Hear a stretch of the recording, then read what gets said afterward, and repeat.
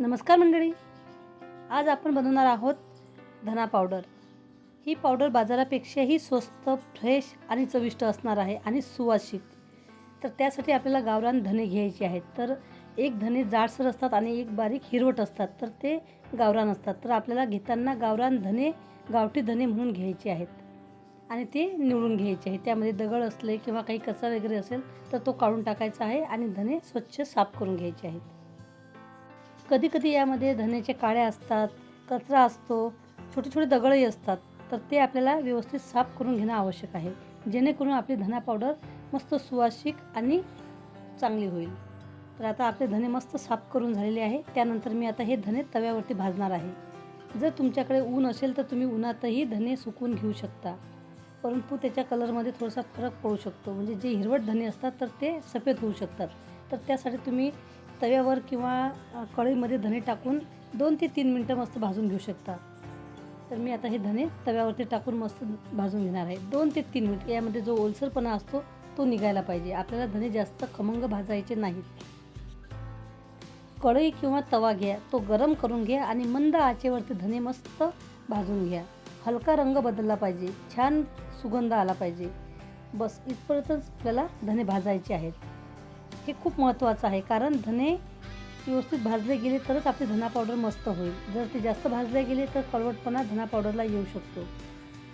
आता धने जर तुमचे मस्त भाजून झालेले असतील तर ते पूर्णपणे आपल्याला थंड करून घ्यायचे आहे। आता दुसरे जे धने राहिलेले होते ते सुद्धा मी आता आणखी भाजून घेत आहे। अशा प्रकारे धना पावडर तुम्ही बनवू शकता आणि वर्षभरासाठी साठवून ठेवू शकता। परंतु जी बाजारातून आपण धना पावडर विकत आणतो, खरोखर ती धना पावडर शुद्ध आहे का? परंतु जी धना पावडर आपण घरी बनवतो ती 100% शुद्ध आणि सुगंधित असते आणि जशीची तशी ती वर्षभर टिकून सुद्धा राहते। म्हणून रेसिपी खूप महत्त्वाची आहे आणि तुम्हीही अशा प्रकारची धना पावडर घरी बनवा आणि आपल्या भाजीला, आपल्या कुठल्याही रेसिपीला मस्त स्वाद आणा। तर धने आता तुम्ही पूर्णपणे थंड करून घ्या।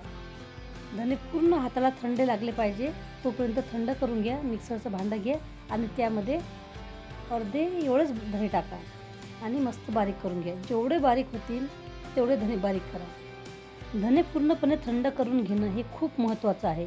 जर धने पूर्ण थंड झाले नाहीत तर ते गरम असताना दळले तर पावडर ओलसर होते आणि ती खराब व्हायची शक्यता जास्त असते। तर तुम्ही आता मिक्सरच्या भांड्यामध्ये जेवढे धने असतील तेवढे पूर्णपणे बारीक करून घ्या। त्यानंतर तुम्ही आता तुमच्या आवडीनुसार अशीही धना पावडर ठेवू शकता किंवा चाळणी घेऊन त्याने गाळूनही ठेवू शकता। याच्यापेक्षा स्टीलची चाळणी असते ती थोडीशी जाडसर असते, तर ती घेऊनही तुम्ही धना पावडर गाळून घेऊ शकता किंवा अशा प्रकारची जर चाळणी असेल तर त्यातूनही तुम्ही धना पावडर गाळून घेऊ शकता। परंतु यामधून खूप बारीक धना पावडर तयार होते। तर जी आता शिल्लक चाळणीमध्ये राहिलेली आहे ती परत मिक्सरच्या भांड्यामध्ये टाकणार आहे। यासाठी मी छोटं भांडं घेतलेलं आहे, त्यामध्ये आता ही जाडसर धना पावडर टाकणार आहे, परत फिरवून घेणार आहे। फक्त आपल्याला एक गोष्ट लक्षात ठेवायची आहे, म्हणजे महत्त्वाची टीप आहे, धने जास्त भाजायचे नाहीत। जर भाजले तर धना पावडर चवीला कळवट होऊ शकते। तर अशा प्रकारे सगळे धन्यांची पावडर आपल्याला बनवून घ्यायची आहे आणि चाळून घ्यायची आहे। तर खाली जी धना पावडर तयार झालेली आहे ती मस्त बारीक झालेली आहे आणि अतिशय सुवासिक झालेली आहे। रेसिपी खूप सोपी आहे आणि महत्त्वाची आहे, कारण प्रत्येकाला आपल्याला धना पावडरची आवश्यकता असते।